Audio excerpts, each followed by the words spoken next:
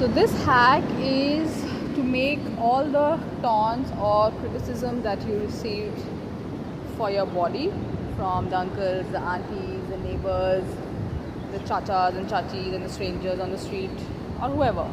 Okay, it's to own that aspect or own that flaw or own that thing that you think is not okay about you or is not good about you, whether it's your weight, whether it's your skin, whatever issue, whatever flaw, whatever it is that you have, you think something is not okay and that's why people are pointing out to you, but that's not the case. The only reason people are pointing it out to you is because you are insecure about it. And the only way you can stop being insecure about it is if you accept it. And not just, yeah, I love myself and I accept myself. No. You have to radically accept it. And the only way you know that you have accepted is the fact that nobody's going to point it out to you anymore. At least not in front of you. And that's all that matters. Right? That's the only parameter for you to know that you have actually accepted that whatever thing that you call a flaw in your body. Okay? I'll give you an example of my grey hair. A number of people that come up to me and compliment me, like strangers, random people on the street will stop me and compliment my hair.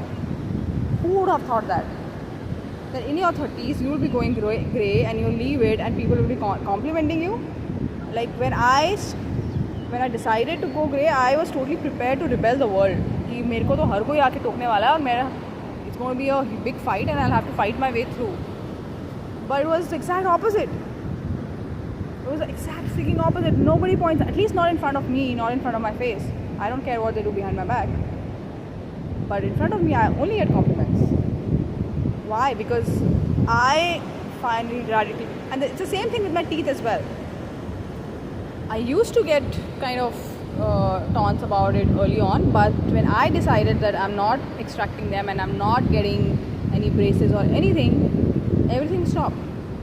No one since then has ever pointed out anything about my teeth.